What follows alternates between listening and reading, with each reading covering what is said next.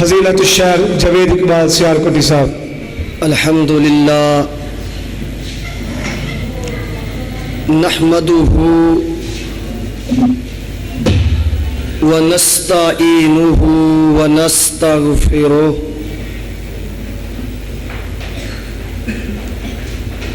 ونعوذ باللہ من شرور انفسنا ونعوذ باللہ من شرور انفسنا ومن سیئات اعمالنا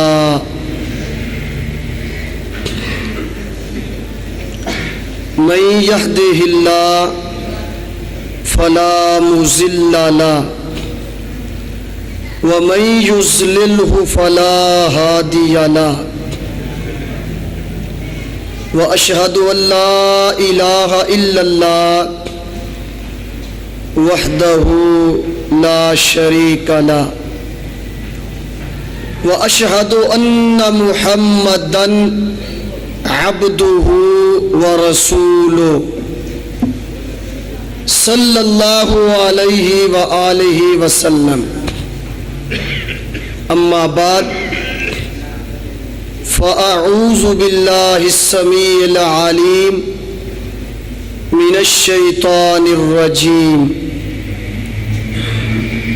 من حمزہ ونفخہ ونفثہ ونضع الموازین القسط لیوم القیامہ ربی یسر ولا تعسر وعلیک توکلت یا ذا الجلال والاکرام۔ یا اللہ یا حنان یا منان یا ذا الجلال والاکرام یا فعال لما یرید یا ارحم الراحمین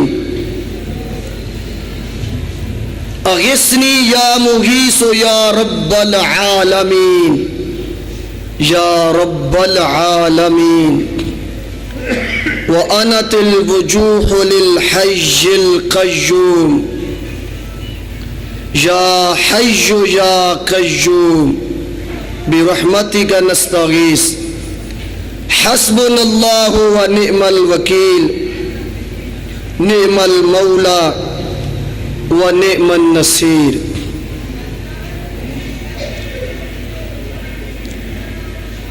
صحیح بخاری کا آخری عنوان یعنی آخری کتاب یہ کتاب التوحید ہے۔ صحیح بخاری کا پہلا عنوان کتاب بدل وحی ہے اور آخری عنوان آخری کتاب وہ کتاب التوحید ہے، کیونکہ توحید ہر عمل کی اساس ہے، بنیاد ہے، اور غالباً امام بخاری رحمہ اللہ الباری کے پیش نظر وہ احادیث ہوں گی جن میں اس انسان کی فضیلت کا ذکر ہے جس کا خاتمہ توحید پر ہو، جیسا کہ سنن ابی داود کی حدیث ہے من کان آخر کلامہ لا الہ الا اللہ دخل الجنہ۔ وہ انسان کہ موت سے پہلے جس کو کلمہ توحید نصیب ہو گیا، موت سے پہلے جس کو اللہ پاک نے کلمہ توحید کی توفیق دے دی وہ جنتی ہے۔ ایسے ہی صحیح مسلم میں حدیث ہے، آپ صلی اللہ علیہ وسلم کا ارشاد ہے من مات وهو يعلم انه لا الہ الا اللہ دخل الجنہ. آپ صلی اللہ علیہ وسلم نے ارشاد فرمایا جس کو قبل از موت سے پہلے لا الہ الا اللہ کا علم ہو گیا، جس کو موت سے پہلے کلمہ توحید لا الہ الا اللہ کی معرفت حاصل ہو گئی، اس کے تقاضوں کا علم ہو گیا، آپ نے ارشاد فرمایا وہ جنتی. اسی طرح حدیث شفاعت ہے صحیح مسلم کی.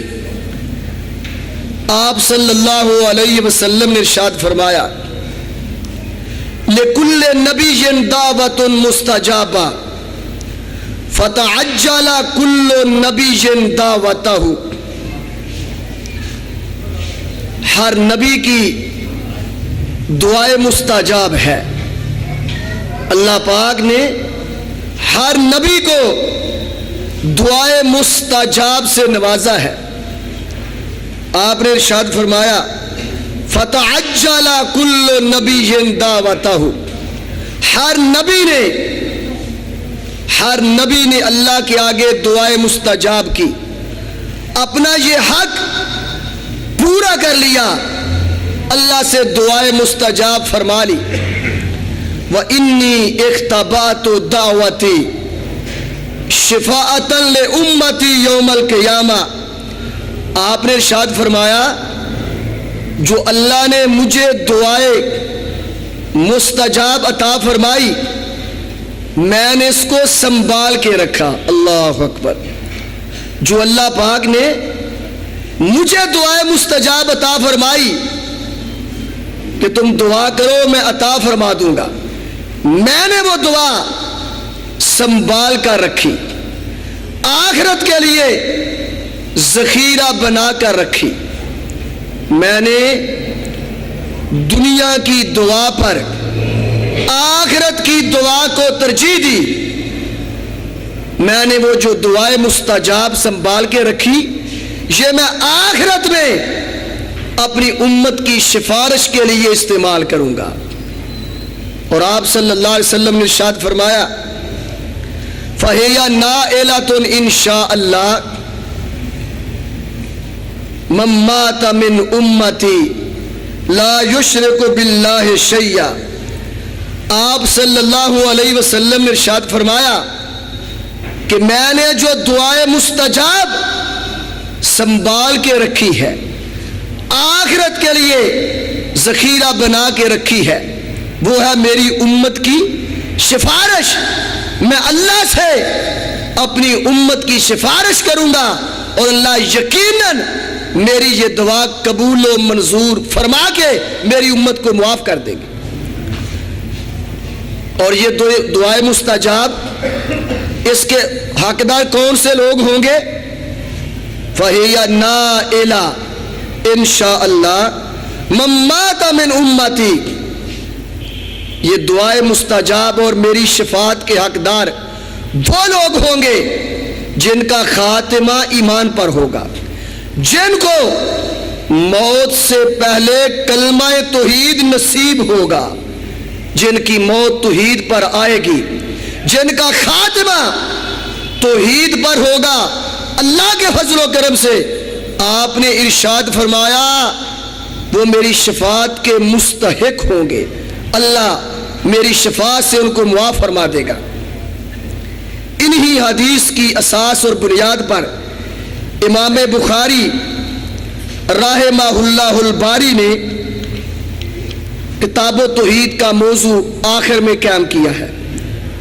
توحید کی 3 قسمیں ہیں: توحید ربوبیت، توحید الوہیت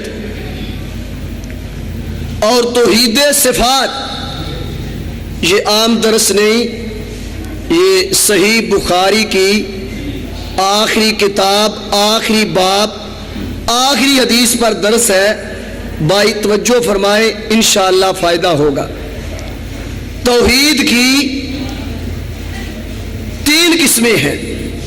سوال یہ ہے کہ امام بخاری رحمہ اللہ الباری نے جو آخری عنوان قائم کیا ہے کتاب التوحید، اس کا موضوع کیا ہے؟ اس کا جواب کہ توحید کی 3 قسمیں ہیں۔ توحید ربوبیت کہ اللہ ہمارا رب ہے، وہی ہمارا خالق ہے، وہی ہمارا مالک ہے۔ ساری خلق، یہ ساری کائنات اس کی خلق ہے، ساری کائنات اس کی مخلوق ہے، اس کی خلق ہے، اور اس خلق پر اللہ کا امر چلتا ہے۔ کوئی مرتا ہے تو اس کے امر سے، کوئی پیدا ہوتا ہے تو اللہ کے امر سے، کوئی بیمار ہوتا ہے تو اللہ کے امر سے، کسی کو شفا ملتی ہے تو اللہ کے امر سے، کوئی غنی ہوتا ہے تو اللہ کے امر سے، کوئی فقیر بن جاتا ہے اللہ کے امر سے، کسی کو اللہ پاک اولاد سے نوازتے ہیں یہ بھی اللہ کے امر سے، کسی کو اللہ پاک اولاد جیسی نعمت سے محروم رکھتے ہیں یہ بھی اللہ کے امر سے۔ یہ توحید ربوبیت ہے۔ توحید کی دوسری قسم ہے توحید الوہیت۔ ہر قسم کی عبادت اللہ کے لیے ہے، وہ عبادت چھوٹی ہو، عبادت بڑی ہو، عبادت سری ہو، عبادت جہری ہو، عبادت رات کو ہو، عبادت دن کو ہو، عبادت قلبی ہو، عبادت لسانی ہو، عبادت جسم کے اعضاء کے ساتھ ہو، ہر قسم کی عبادت اللہ وحدہ لا شریک کے لیے ہے۔ یہ توحید الوہیت ہے۔ غور فرمائیں، امام بخاری رحمہ اللہ الباری نے جو آخری عنوان قائم کیا ہے کتاب التوحید، اس میں امام بخاری کا موضوع توحید ربوبیت نہیں، اس کتاب و توحید میں امام بخاری کا موضوع توحید الوہیت نہیں بلکہ توحید صفات ہے۔ اللہ کے صفات کی توحید امام بخاری نے کتاب و توحید میں جو اپنا موضوع رکھا ہے وہ ہے توحید صفات۔ اس کی وجہ کیا ہے؟ امام بخاری رحمہ اللہ الباری نے کتاب و توحید میں توحید صفات موضوع کیوں رکھا ہے؟ اس لیے کہ اس دور میں توحید صفات کے تعلق سے لوگ الحاد کا شکار ہو چکے تھے۔ امام بخاری رحمہ اللہ الباری کے دور میں لوگ توحید صفات کے تعلق سے الحاد کا شکار ہو چکے تھے، مختلف مذاہب باطلہ پیدا ہو چکے تھے۔ مثلا معطلہ، امام بخاری رحمہ اللہ الباری کے دور میں ایک باطل فرقہ پیدا ہوا، معطلہ جہمیہ۔ ان کا کیا نظریہ تھا؟ یہ سرے سے ہی اللہ کی صفات کا انکار کرتے تھے۔ معطلہ جہمیہ یہ سرے سے ہی اللہ کی صفات کا انکار کرتے تھے۔ ظاہر ہے صفات کا انکار ذات کا انکار ہے۔ بات کو اچھی طرح سمجھے، اللہ کی صفات کا انکار کرنا سمجھو ذات کا انکار ہے۔ اس کی مثال یوں سمجھیے، حماد ابن زید رحمت اللہ علیہ کا قول ہے جہمیہ کے متعلق، کہتے ہیں جہمیہ کی مثال ایسے ہے جیسے کوئی انسان دعویٰ کرے کہ میرے گھر کے صحن میں کھجور کا درخت ہے۔ کوئی انسان یہ دعویٰ کرے کہ میرے گھر کے صحن میں کھجور کا درخت ہے، اس سے پوچھا جائے بھئی کھجور کے پتے ہیں؟ وہ کہتا نہیں۔ بھائی کھجور کے ساتھ پھل لگا ہے؟ وہ کہتا ہے نہیں۔ بھائی کھجور کا تنا ہے؟ وہ کہتا ہے نہیں۔ تو کھجور کہاں سے آ گیا؟ بھائی جب کھجور کی صفات نہیں، کھجور کی ٹہنیاں نہیں، تنا نہیں، پھل نہیں، تو پھر کھجور کہاں سے آ گئی؟ ایسے ہی جو یہ کہتا ہے کہ اللہ کی صفات نہیں، تو حقیقت میں اللہ کی صفات کا انکار ذات کا انکار ہے۔ امام ابن قیم رحمہ اللہ ان کا قول ہے المشبہ یعبد صنما والمعطل یعبد آدما والموحد یعبد اللہ الاحد الصمد۔ امام ابن قیم رحمت اللہ علیہ فرماتے ہیں کہ جو مشبہہ ہیں، مشبہہ کسے کہتے ہیں؟ جو اللہ کی صفات کو مخلوق کی صفات کے ساتھ تشبیہ دیتے ہیں۔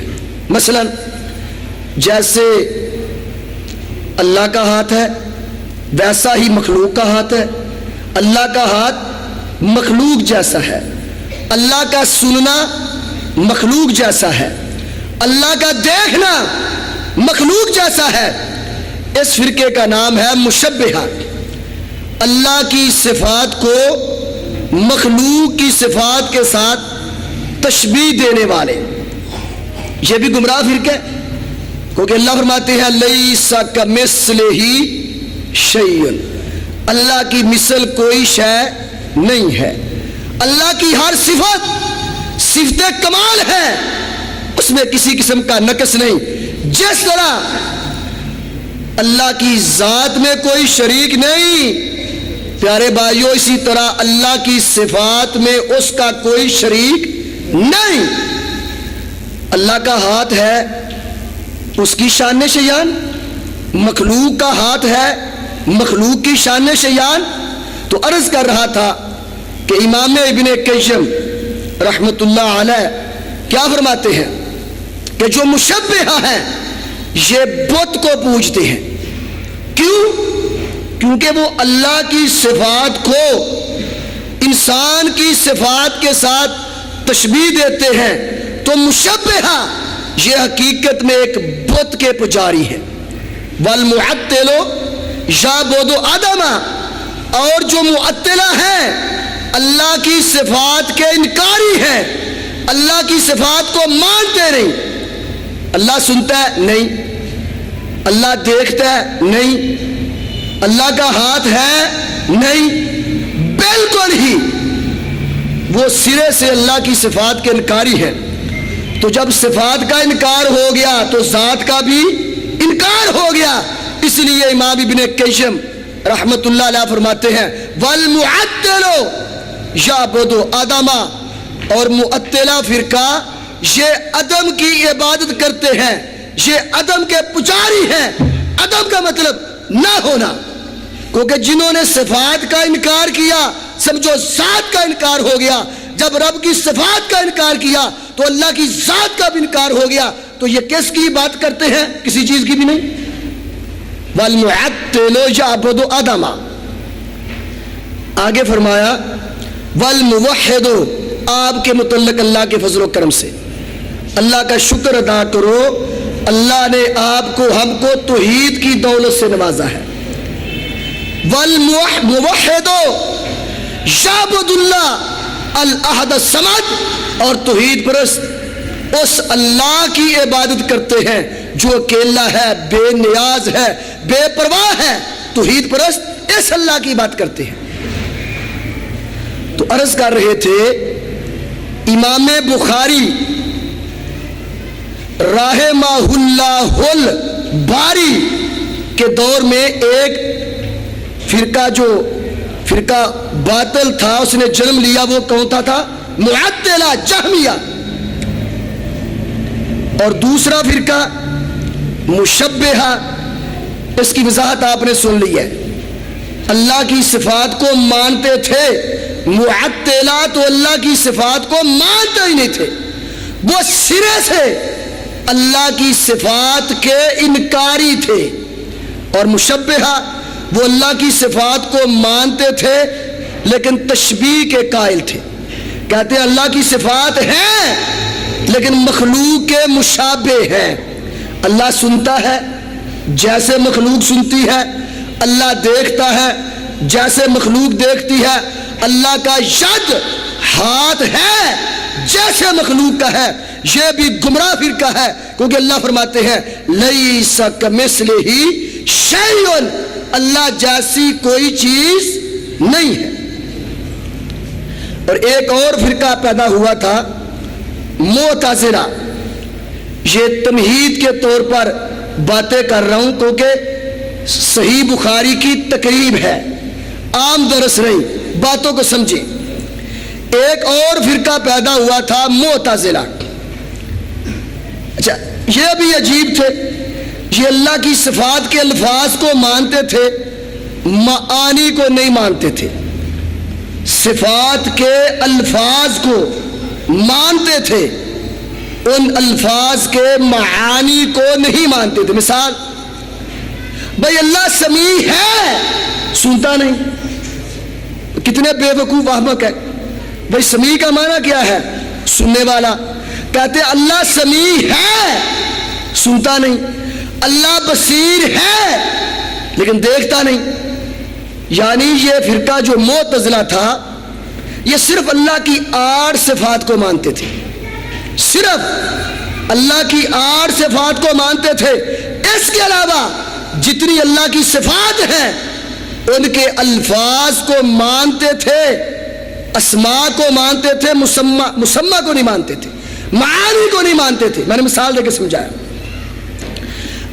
بعد میں ایک فرقہ پیدا ہوا اشاعرہ. بعد میں ایک فرقہ پیدا ہوا اشاعرہ. وہ میں نے جو بات کی ہے نا کہ یہ اللہ کی 8 صفات کو مانتے تھے باقی کو نہیں مانتے تھے، یہ معتزلہ کی بات نہیں، اشاعرہ کی بات ہے. غلطی سے پہلے بیان ہو گیا. جو فرقہ اشاعرہ تھا یہ صرف اللہ کی 8 صفات کو مانتے تھے، باقی سب صفات کے انکاری تھے. یہ کیا کہتے تھے؟ اللہ کی صفات کو مانتے تھے لیکن ان کے معانی میں تبدیل کرتے تھے. اشاعرہ فرقہ اللہ کی صفات کو مانتے تھے، اللہ سمیع ہے، اللہ بصیر ہے، اللہ کا ہاتھ ہے، لیکن اس میں اپنی مرضی کی تبدیلیں کرتے تھے. آخر میں اشاعرہ فرقہ آیا. اس کی کیا تعریف ہے؟ بھئی اللہ کے صفات کے قائل تھے، اللہ کی صفات کو مانتے تھے لیکن اپنی مرضی کی اس میں تبدیلیں کرتے تھے. مثال، اللہ کا ید ہے، عربی کا لفظ ہے یدن، اس کا معنی صاف ہے ہاتھ.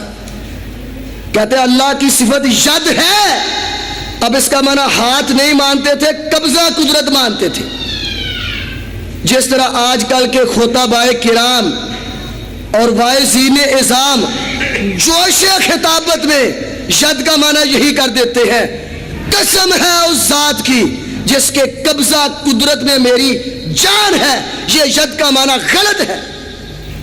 اکثر علماء کرام خطباء اعظام ید کا معنی جوش خطابت میں یہ کر دیتے ہیں، واللذی نفس محمد بیدہ، قسم ہے اس ذات کی جس کے قبضہ قدرت میں محمد کی جان ہے صلی اللہ علیہ وسلم.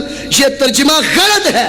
ید کا معنی ہاتھ ہے، قبضہ قدرت نہیں. تو اشاعرہ فرقہ یہ اللہ کی صفات کو مانتے تھے، تسلیم کرتے تھے، اللہ سمیع ہے، اللہ بصیر ہے، اللہ کا ید ہے، لیکن ان صفات کی تفسیر اپنی مرضی سے کرتے تھے، طویل فاصلہ.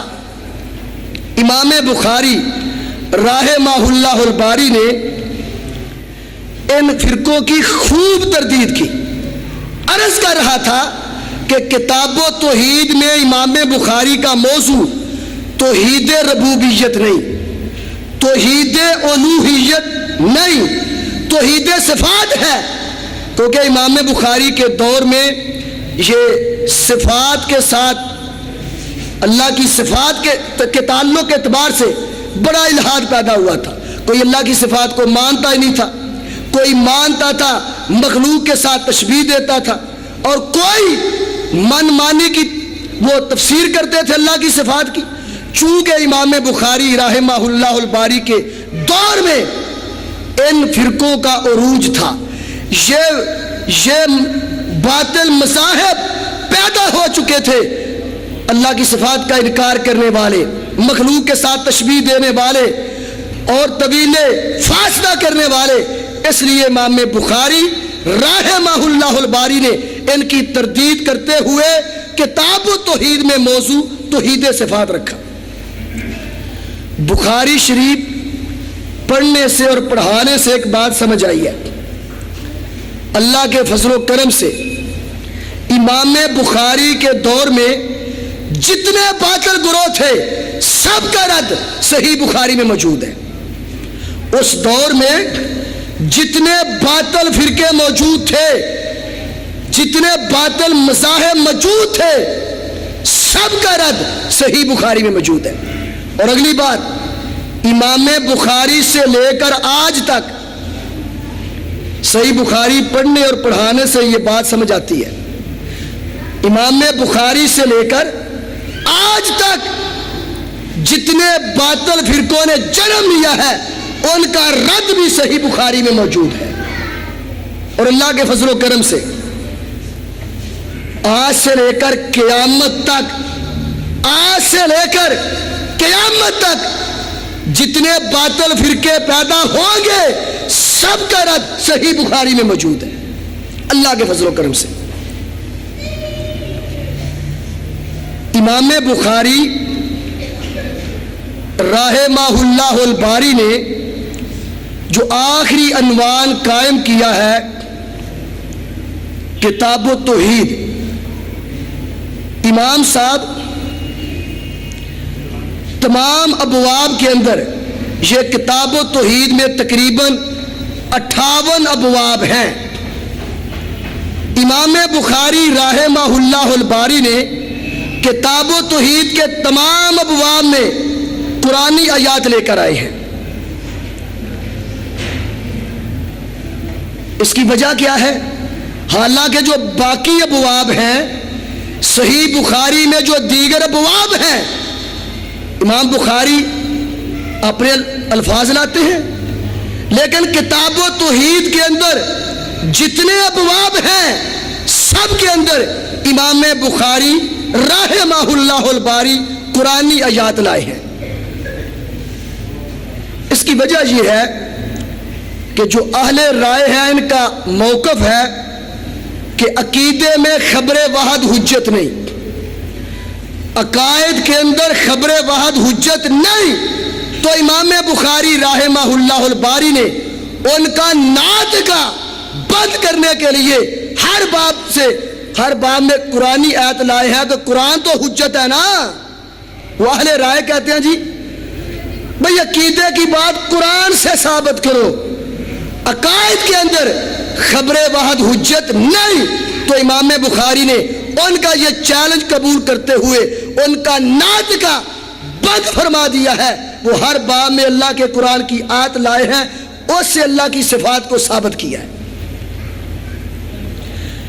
میں ایک مثال دے کر پھر بات آگے چلاتا ہوں کہ امام بخاری رحمہ اللہ الباری نے کتاب التوحید کے اندر اللہ کی صفات کو کس انداز سے ثابت کیا ہے اور باطل فرقوں کی تردید کی ہے۔ بس ایک مثال، امام صاحب نے باب باندھا ہے باب قول اللہ تعالی وَقَانَ اللَّهُ سَمِيعًا بَصِيرًا، اللہ سننے والا ہے، دیکھنے والا ہے۔ اللہ کی دو صفتیں ہیں، سمیع اور بصیر۔ اس کے بعد امام بخاری نے عائشہ رضی اللہ تعالیٰ عنہ کا قول نقل کیا ہے صحیح بخاری میں، الحمدللہ الذی واسع سمعہ الاصوات، تمام تعریفیں اس اللہ کی ہیں جو ہر آواز کو سنتا ہے۔ تمام تعریفیں اس اللہ کی ہیں جو ہر آواز کو سنتا ہے۔ ایک مقولہ ہے، کہا جاتا ہے پہاڑ کی سیاہ رنگ کی تہ میں، پہاڑ کی سیاہ رنگ کی تہ میں جو سیاہ رنگ کی چیونٹی چلتی ہے، پہاڑ کی سیاہ رنگ کی تہ میں جو سیاہ رنگ کی چیونٹی چلتی ہے اور رات بھی طریقی کی ہو، اللہ عرش پر مستوی ہو کر اس کو دیکھ بھی رہا ہے اور اس کے چلنے کی آواز کو سن بھی رہا ہے۔ الحمدللہ الذی واسع سمعہ الاصوات، تمام تعریفیں اس اللہ کی ہیں جو ہر آواز کو سنتا ہے۔ اب امام بخاری یہ پوری پہلے حدیث سماعت فرما لیں۔ ام المومنین عائشہ رضی اللہ تعالی عنہا نے یہ بات کب فرمائی؟ الحمدللہ الذی واسع سمع الاصوات، یہ بات کب فرمائی؟ وہ حدیث ہے سنن ابن ماجہ کی، جس کی سند حسن ذات ہی ہے۔ جس حدیث میں آتا ہے کہ اس عورت کا نام جو مجادلہ تھی، خولہ تھا، اس کی سند میں اختلاف ہے، صحیح ہے یا ضعیف ہے، یہ حدیث صحیح ہے۔ فرماتی ہے لقد جاءت المجادلہ الی النبی صلی اللہ علیہ وسلم وانا فی ناحیۃ البیت تشکو زوجها وما اسمع ما تقول فانزل اللہ قد سمع اللہ قول التی تجادلک فی زوجها وتشتکی الی اللہ۔ آپ صلی اللہ علیہ وسلم کے زمانہ میں ایک صحابی نے اپنی عورت سے زہار کر لیا، اس کو ماں بہن کی طرح کہہ لیا، جس کو زہار کہتے ہیں شریعت میں، عورت کو کہہ لیا تو میری ماں بہن کی طرح۔ اب اس کی عورت آپ صلی اللہ علیہ وسلم کے پاس آئی، اے اللہ کے نبی صلی اللہ علیہ وسلم، میرے خامند نے مجھے ماں بہن کی طرح کہہ دیا۔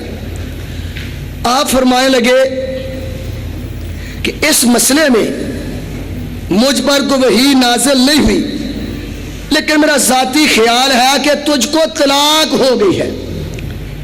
وہ عورت پریشان ہو گئی، اے اللہ کے نبی صلی اللہ علیہ وسلم، میرے خامند نے مجھے طلاق نہیں دی، اس نے تو مجھے ماں بہن کی طرح کہا ہے۔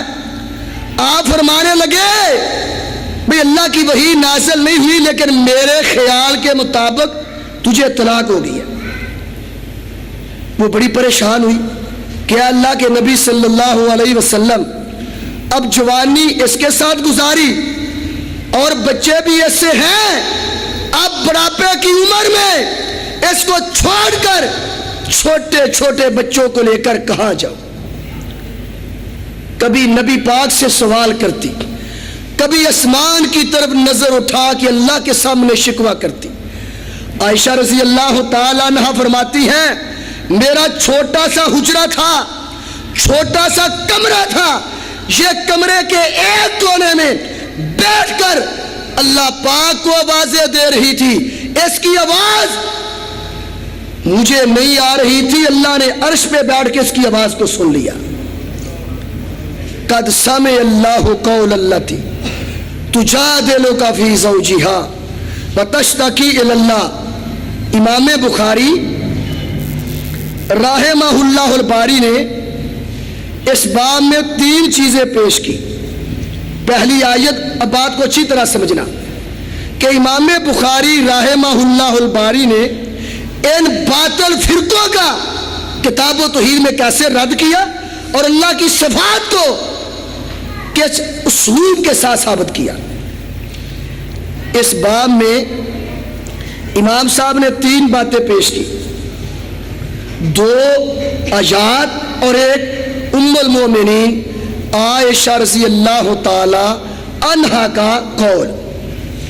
پہلی آیت کیا تھی؟ بھائیو توجہ فرمائے، وَقَانَ اللَّهُ سَمِيعًا بَصِيرًا۔ اس سے معطلہ جہمیہ کا رد کیا جو اللہ کی صفات کے انکاری تھے۔ معطلہ اور جہمیہ وہ اللہ کے صفات کے انکاری تھے، اللہ کی صفات کو مانتے نہیں تھے، تو پہلی آیت کے ساتھ ان کا رد کیا کہ اللہ سمیع بھی ہے، اللہ بصیر بھی ہے، اللہ سننے والا بھی ہے، دیکھنے والا بھی ہے۔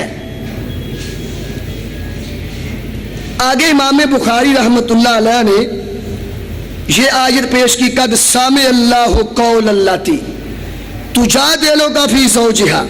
ایک فرقہ تھا معتزلہ، وہ اللہ کے صفات کو، اللہ کی صفات کے الفاظ کو مانتے تھے، معنوں کو نہیں مانتے تھے۔ اللہ سمیع ہے، سنتا نہیں، اللہ بصیر ہے، دیکھتا نہیں۔ تو امام بخاری رحمہ اللہ الباری نے اس آیت کریمہ سے قد سامع اللہ، تحقیق اللہ نے سن لی، قول اللہ تھی، اس عورت کی بات۔ تو معتزلہ کا رد ہوا جو اللہ کے صفات کے الفاظ کو مانتے تھے، معنوں کو نہیں مانتے تھے۔ تو امام بخاری نے ثابت کیا اللہ سنتا بھی ہے، اللہ سنتا بھی ہے۔ پھر امام بخاری رحمہ اللہ الباری نے عائشہ رضی اللہ تعالی عنہا کا قول پیش کیا، یہ سمجھانے کے لیے کہ ان نصوص سے سلف صالحین نے کیا سمجھا، ان نصوص سے، ان آیات کریمات سے سلف صالحین کی کیا سمجھ تھی، ان کا فہم کیا تھا، وہ سمجھایا۔ وہ بھی اللہ کے صفات کو مانتے تھے۔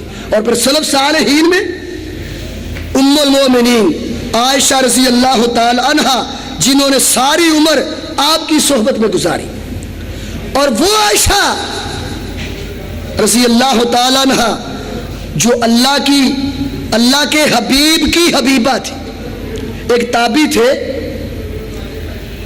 وہ جب بھی عائشہ رضی اللہ تعالی عنہا سے حدیث بیان کرتے نا تو کیا کہتے، مجھے بیان کیا ہے صادقہ نے جو سچی ہے، اور جو اللہ کے حبیب کی حبیبہ ہے، مجھے بیان کیا صادقہ نے جو سچی ہے، اور صدیق کی بیٹی نے، اور اس نے بیان کیا جو اللہ کے حبیب کی حبیبہ ہے۔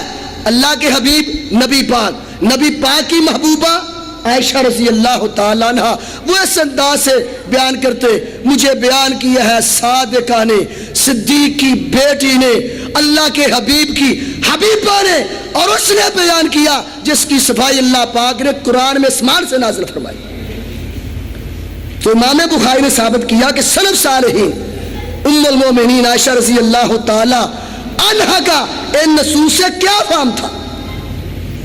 پیارے بھائیوں، اب میں اختصار کے ساتھ بتلاؤں گا کہ اللہ کی صفات کو ماننے کا اصل منہج کیا ہے، اللہ کی صفات کو کیسے مانے،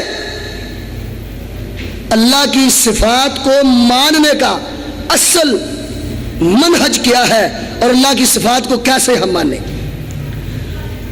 بھائیو، اللہ کی صفات کے ساتھ تعلق جوڑو اور تعلق پیدا کرو، اللہ کی صفات کے ساتھ تعلق جوڑو اور تعلق پیدا کرو، یہی صحیح عقیدے کی بنیاد ہے اور یہی جنت کی اساس ہے۔ اللہ کی صفات کے ساتھ تعلق جوڑنا، اللہ کی صفات کے ساتھ تعلق پیدا کرنا، اللہ کی صفات کے ساتھ محبت کرنا، یہی صحیح عقیدے کی اساس ہے، اور اللہ کے فضل و کرم سے یہی جنت کی اساس ہے۔ رسول اللہ صلی اللہ علیہ وسلم کا فرمان ہے، صحیح بخاری، ان للہ تسعۃ و تسعین اسما مئۃ الا واحدہ من احصاها دخل الجنہ۔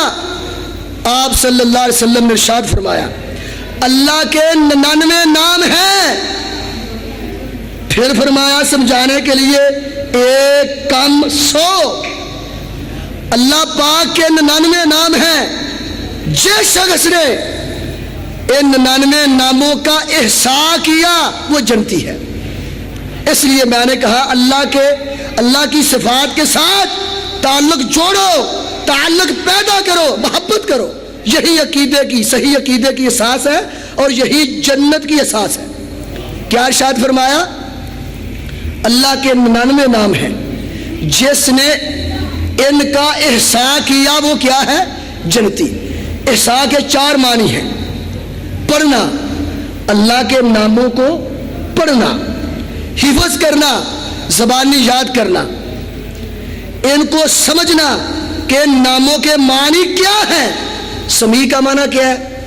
سننے والا۔ بصیر کا معنی کیا ہے؟ دیکھنے والا۔ رزاق کا معنی کیا ہے؟ روزی دینے والا۔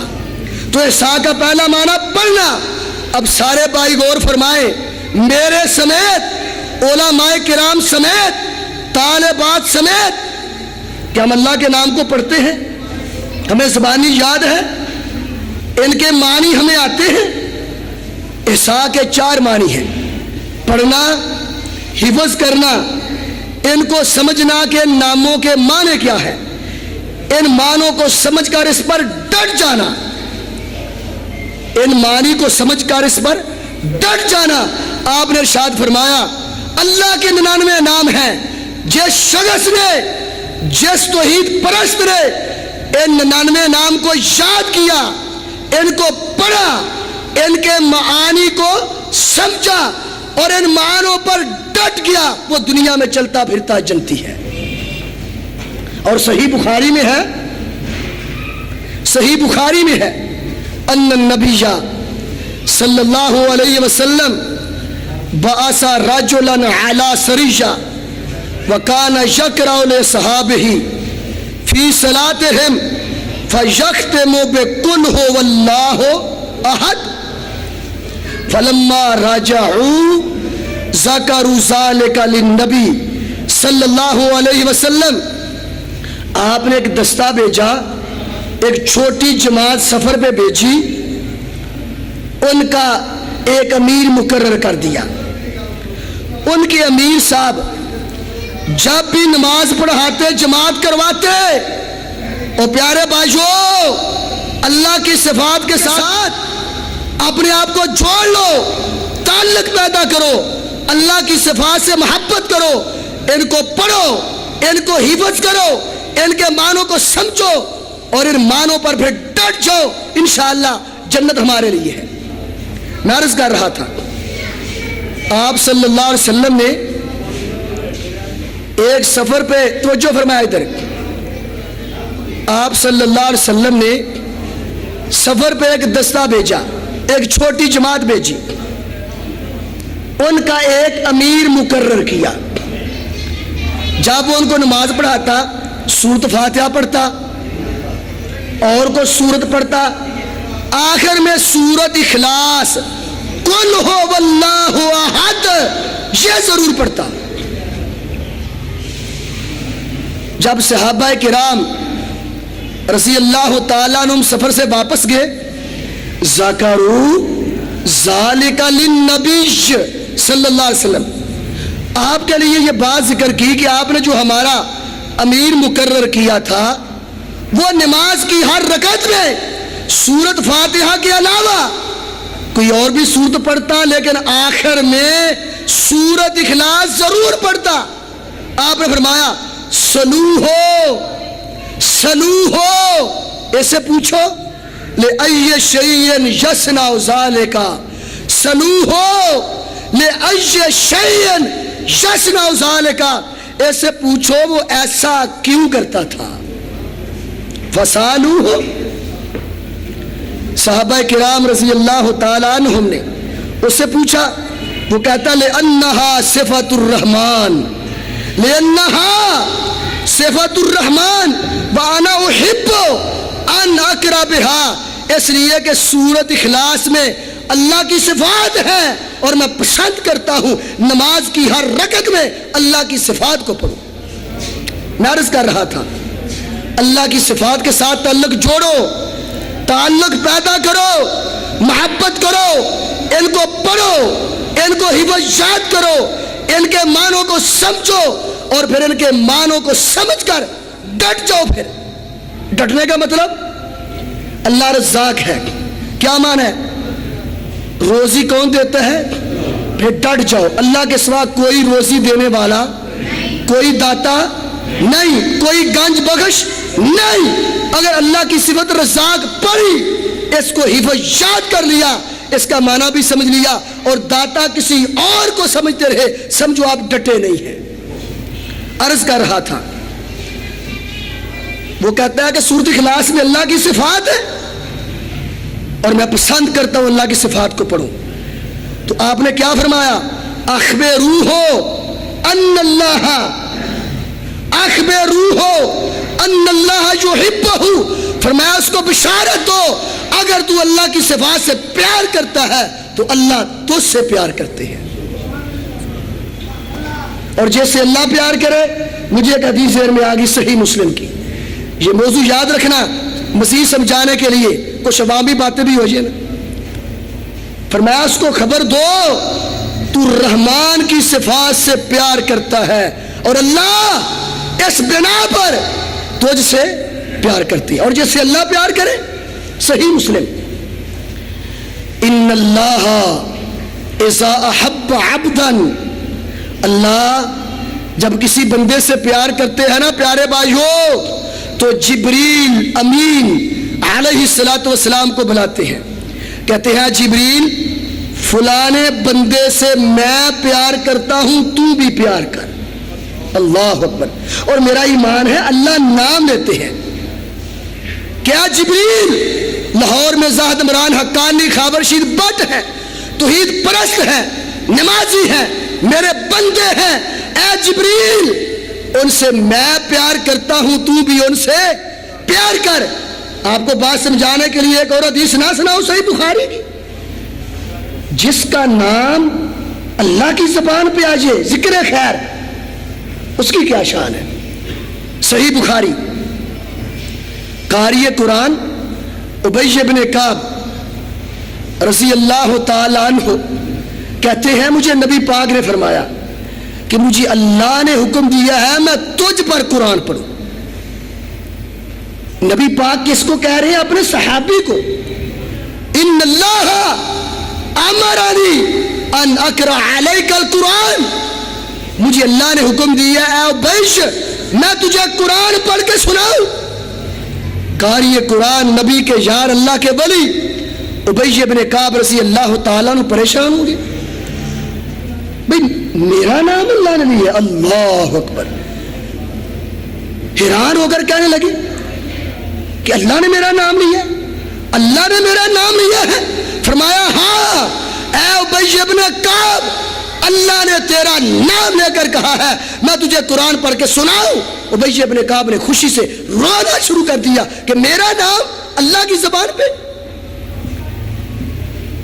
یاد رکھیے میں عرض کر رہا تھا، اللہ جب کسی بندے سے پیار کرتے ہیں تو جبریل امین علیہ السلام کو کیا کہتے ہیں؟ اے جبریل فلانے آدمی سے میں پیار کرتا ہوں، تو بھی پیار کر۔ اللہ ہمیں ان خوش نصیبوں میں شامل فرما لے۔ اور جبریل امین علیہ السلام آسمان کے فرشتوں کو جمع کرتے ہیں، اے آسمان والو فلانے بندے سے اللہ بھی پیار کرتا ہے، میں بھی پیار کرتا ہوں، تم بھی پیار کرو۔ تو میں عرض کر رہا تھا بات دور نہ نکل جائے، فرمایا اس کو خبر دے دو اگر تو اللہ کی صفتوں سے پیار کرتا ہے تو اللہ تجھ سے پیار کرتا ہے۔ اور ایک روایت میں ہے حبک ایاہ، حبک ایاہ ادخلک الجنہ، اے اللہ کے بندے جو تو سورۃ اخلاص سے پیار کرتا ہے تو اللہ کی صفات سے پیار کرتا ہے، اور تیرے پیار کی علامت یہ ہے تو پیار کے ساتھ نماز کی ہر رکعت میں سورۃ اخلاص پڑھتا ہے۔ تیرا یہ پیار کرنا سورۃ اخلاص سے، رحمان کی صفتوں سے، یہ تیرا عمل تجھے جنت میں لے جائے گا۔ میں عرض کر رہا تھا بھائیو اللہ کی صفات سے جڑ جاؤ، تعلق جوڑو، اپنا تعلق پیدا کرو، محبت کرو، اللہ کی صفات کو پڑھو بھی، زبانی یاد بھی کرو، ان کے معنوں کو سمجھو اور پھر ان کے معنوں پر ڈٹ جاؤ، پھر جنت ہمارا مقدر ہے انشاءاللہ۔ اللہ اکبر۔ تو میں عرض کر رہا تھا پیارے بھائیو،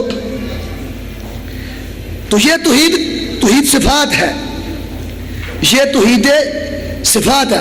بات کر رہے تھے کہ امام بخاری رحمت اللہ علیہ نے کتاب التوحید میں کس انداز سے اللہ کی صفات کو ثابت کیا اور باطل فرقوں کا رد کیا، اس کی میں نے ایک مثال دی. اللہ اکبر.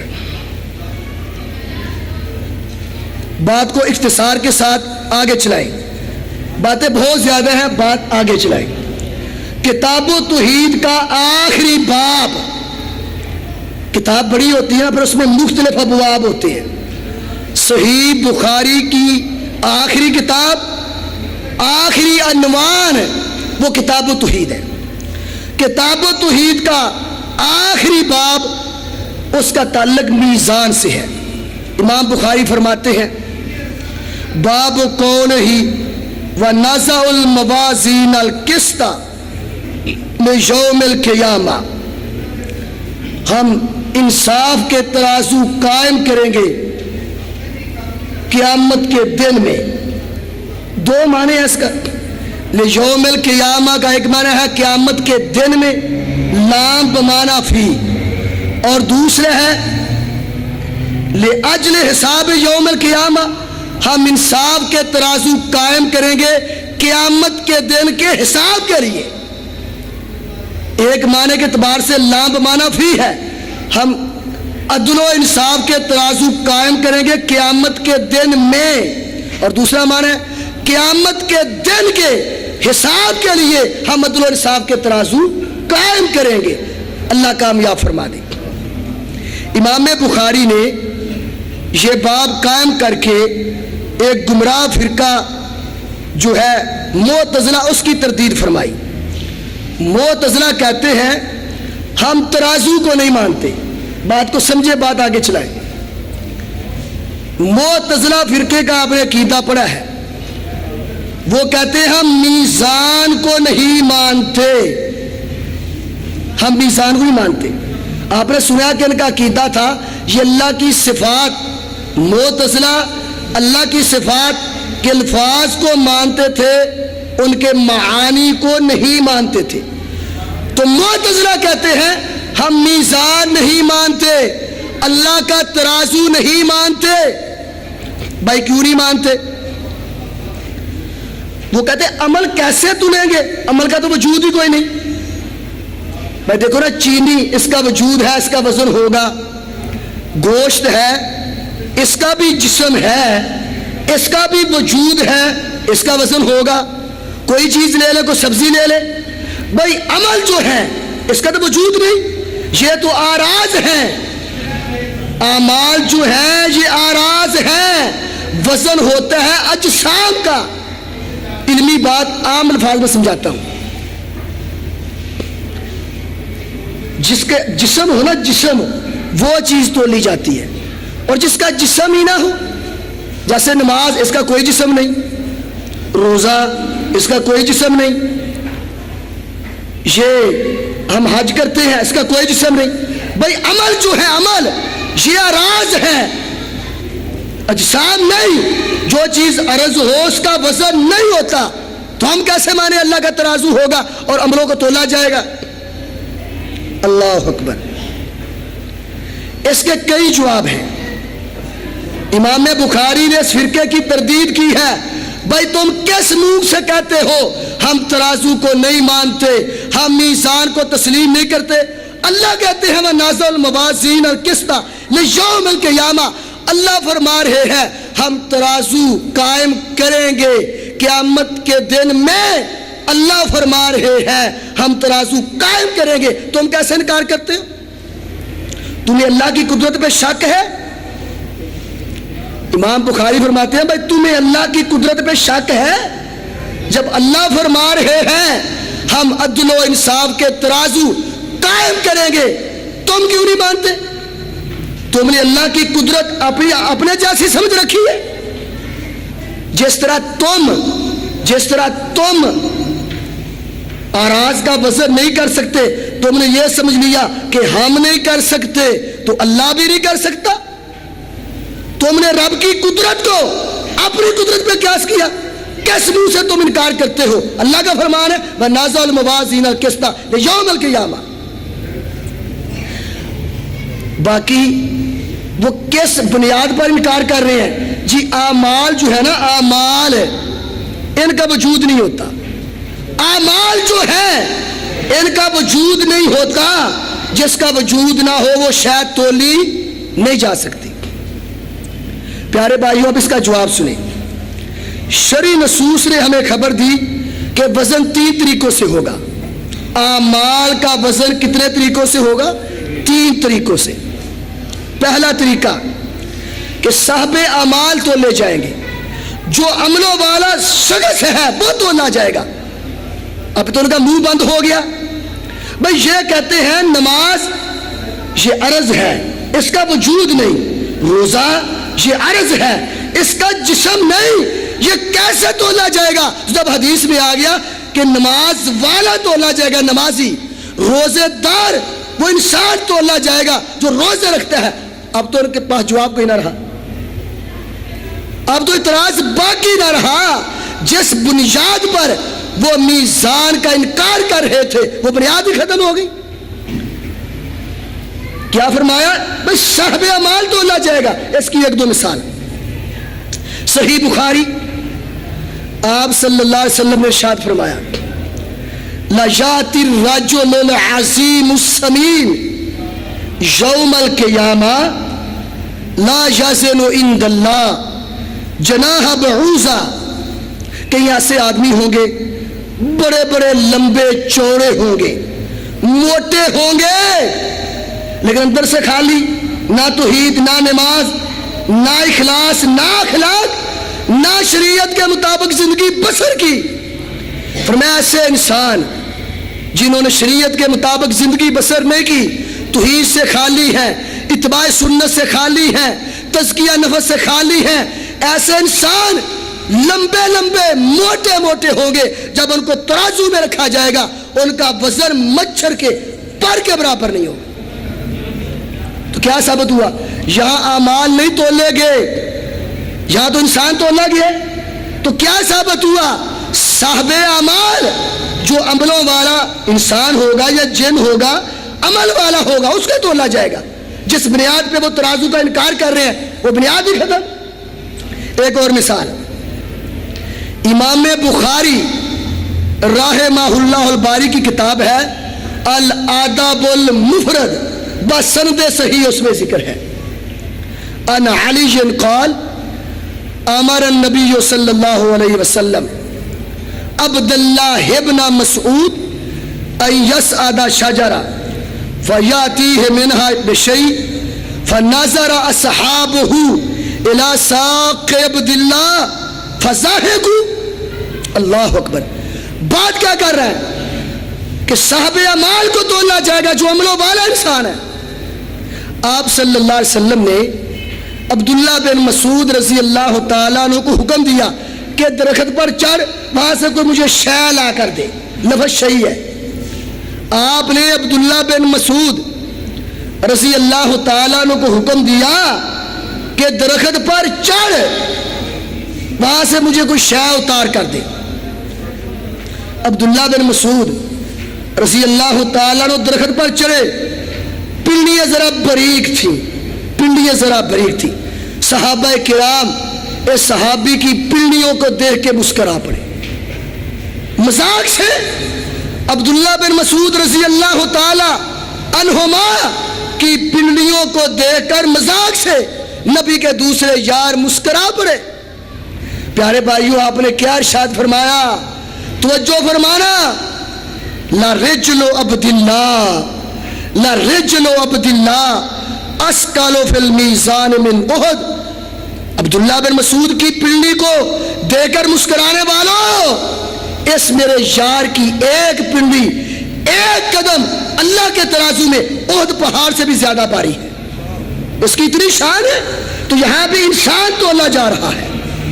एक और मिसाल, बात आगे चलाएं फिर। सैयदना उमर बिन खत्ताब रज़ी अल्लाह तआला अन्हु फरमाया करते थे, हासिबू अनफुसाकुम क़ब्ल अन तुहासबू وزنوہا زن زنا زنو وزنوہا قبل ان توزنو، اللہ کے حساب لینے سے پہلے، اللہ کے حساب لینے سے پہلے اپنا حساب لو۔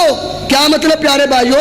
تربیت بھی ہم ایک دوسرے کی کر لیں بھائی۔ جب اللہ حساب لے لیں گے، جب اللہ حساب لیں گے، نیک لوگ جنت میں چلے جائیں گے اور برے لوگ جہنم میں چلے جائیں گے۔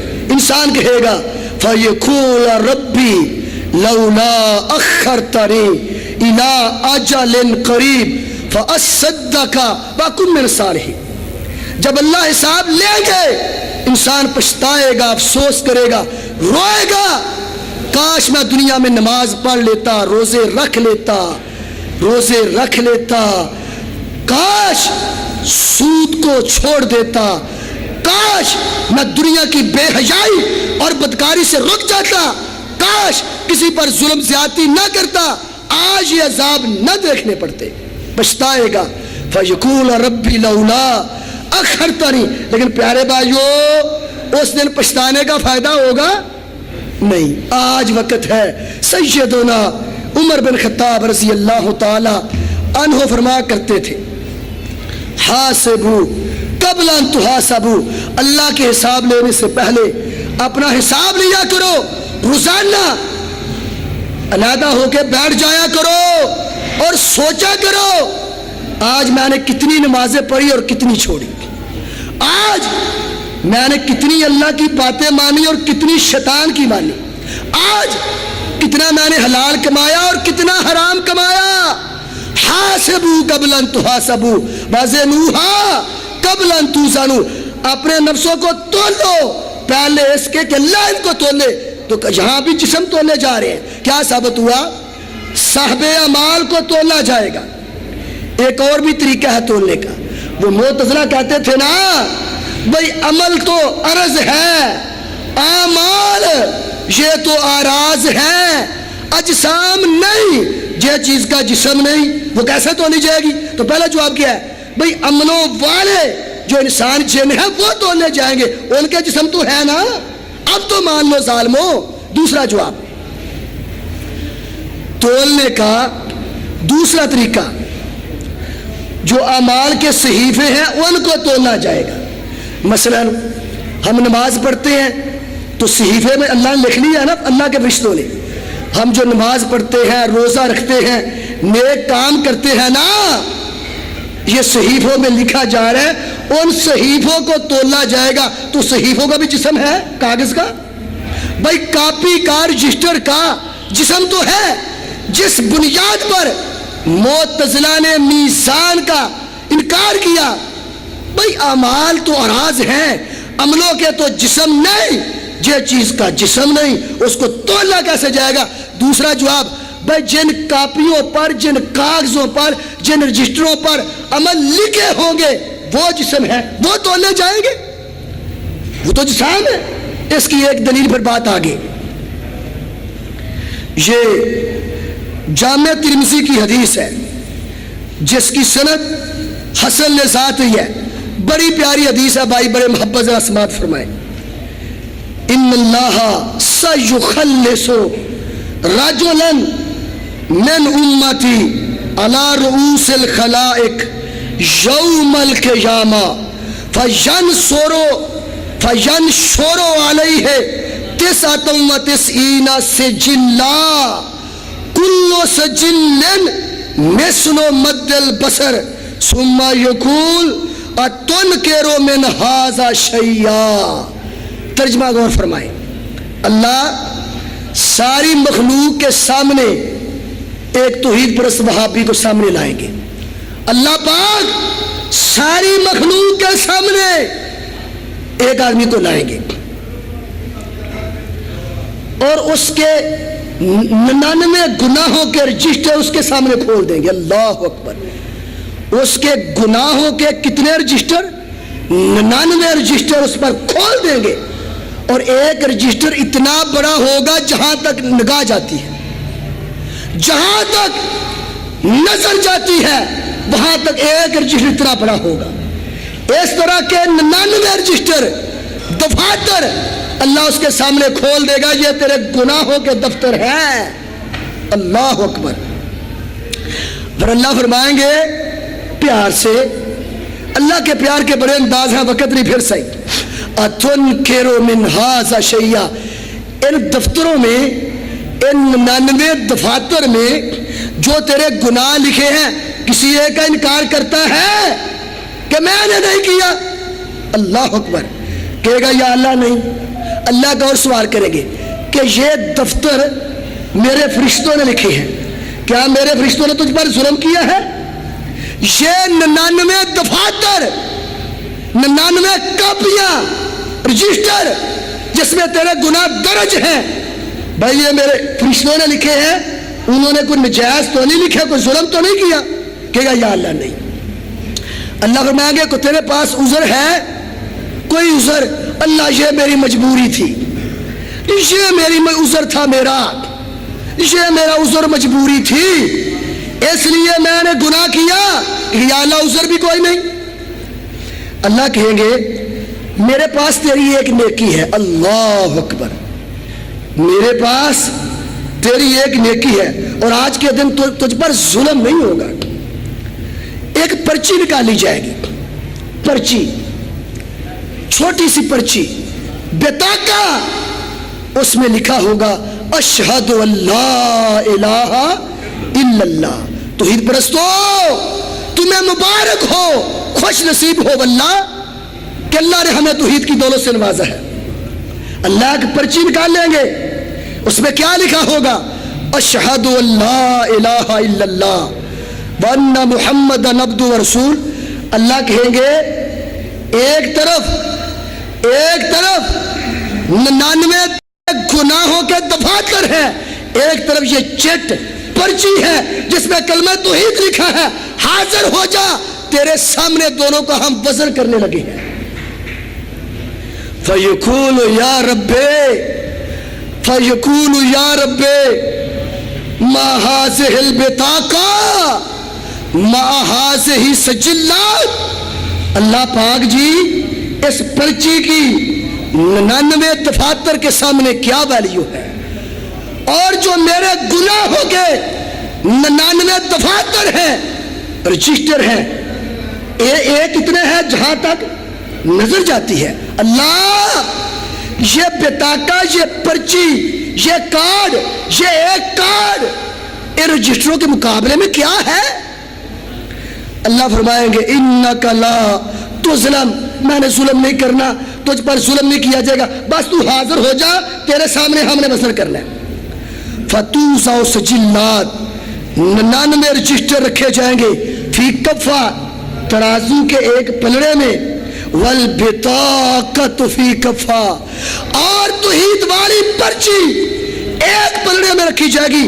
حدیث کے الفاظ ہیں 99 گناہوں کے رجسٹر ہلکے پڑ جائیں گے اور توحید والی پرچی بوجھل ہو جائے گی، وہ توحید والی پرچی باری نکلے گی۔ اور نبی پاک نے فرمایا اللہ کے نام کے مقابلے میں کوئی شے باری ہو سکتی؟ اللہ کے نام سے کائنات کی کوئی شے وزنی ہو سکتی نہیں۔ تو اس سے ہم نے کیا ثابت کیا؟ وہ ایک حدیث اور سماعت فرما لیں، ترمذی کی حدیث ہے۔ بھائیو خاتمہ بالایمان بہت بڑی دولت ہے، خاتمہ بالایمان، توحید پر خاتمہ، موت سے پہلے کلمے کی توفیق ملنا بہت بڑی نعمت ہے۔ اللہ سے دعا کیا کرو اللہ ہمارا خاتمہ ایمان پہ فرمانا۔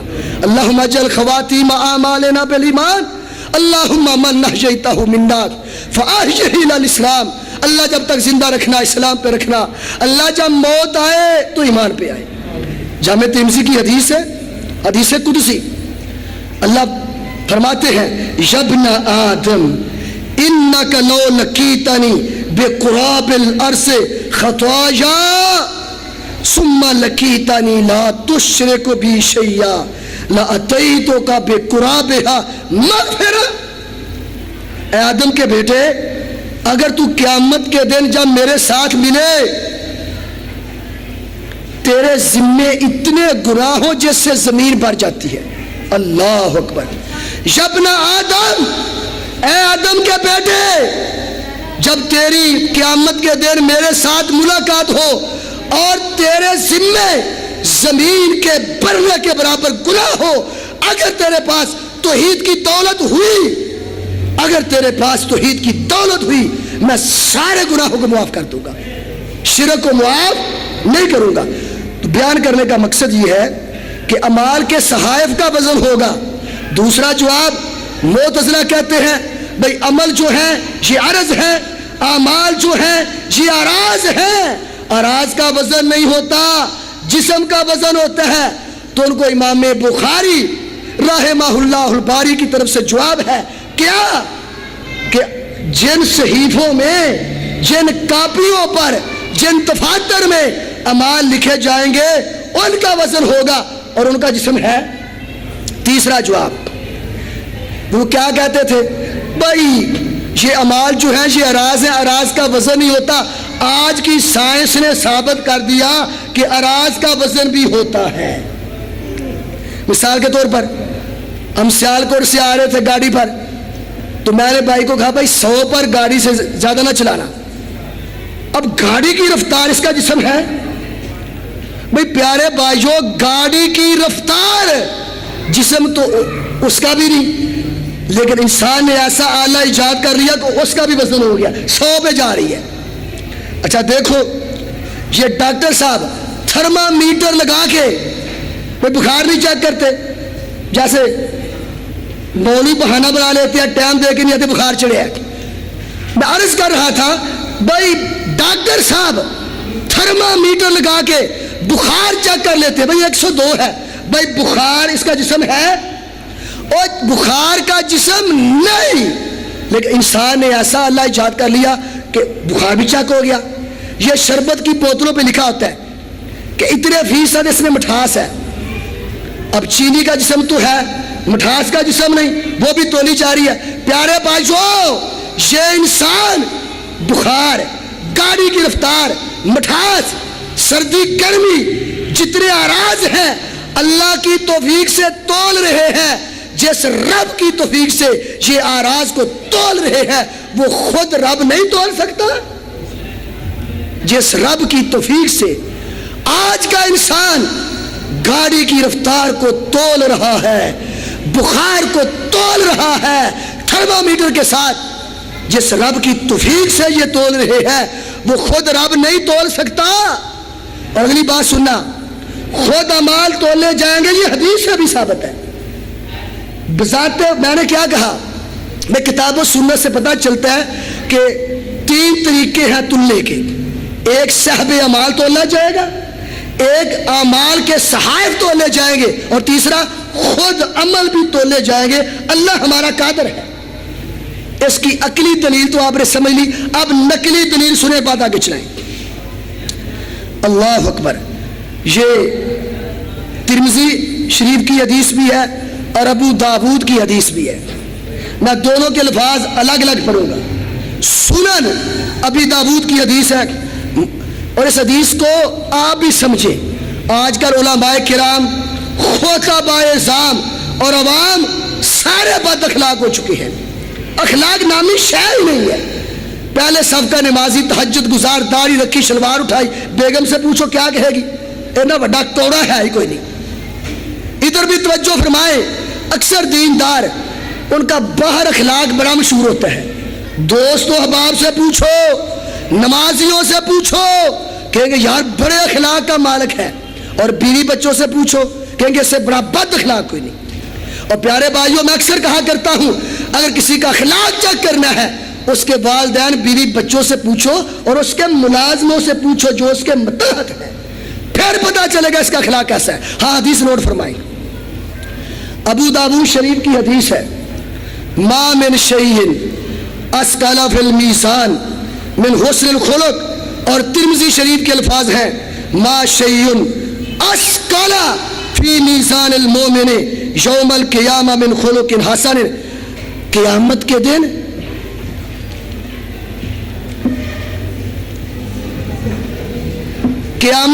بات ختم کرے، قیامت کے دن میری طرف توجہ فرمائے، قیامت کے دن مومن کے ترازو میں سب سے وزنی نیکی وہابی و اچھا اخلاق ہوگا۔ اللہ ہمارے اخلاق کو درست فرمائے۔ باتیں بہت زیادہ ہیں، بات آگے چلائیں تو امام بخاری رحمۃ اللہ علیہ نے یہ آخری باب باندھا ہے وَنَزَعُ الْمَوَازِينَ الْقِسْطَ لِيَوْمِ الْقِيَامَةِ۔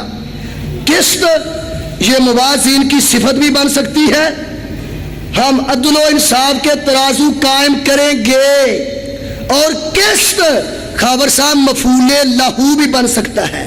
وَنَزَعُ الْمَوَازِينَ لِأَجْلِ الْقِسْطِ، ہم ترازو قائم کریں گے عدل و انصاف کے لیے۔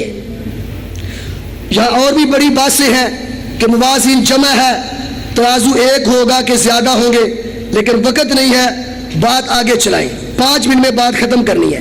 آگے امام بخاری رحمہ اللہ الباری بیان فرماتے ہیں وَأَنَّ آمَالَ بنی آدم وَقَوْلَهُمْ، اور ایک نسخے میں ہے وَأَقْوَالَهُمْ یوزن، آدم کی اولاد کے عمل بھی اور باتیں بھی تولی جائیں گی۔ بس ایک توجہ دلانا چاہتا ہوں پیارے بھائیو، سوچ سمجھ کر بولا کرو، جو ہم زبان سے بات نکالتے ہیں یہ تولی جائے گی۔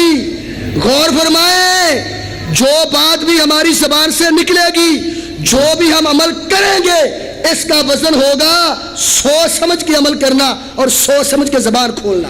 وَأَنَّ آمَالَ بَنِي آدَمَ وَقَوْلَهُمْ یوزن، بنو آدم کے اعمال، ان کے اقوال، ان کی باتیں، ان کا وزن ہوگا۔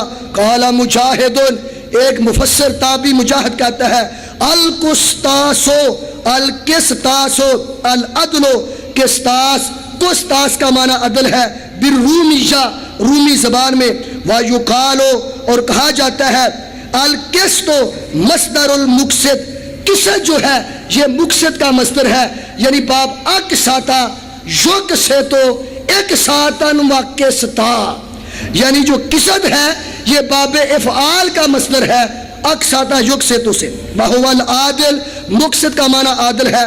وَأَمَّا الْقَاسِطُ، پس قاسط جو ہے، جو قرآن مجید میں لفظ قاسط آیا ہے، فَهُوَ الْجَائِرُ، اس کا معنی ظالم ہے، وہ ثلاثی مجرد کا باب ہے، قاسطا یقسطو سے۔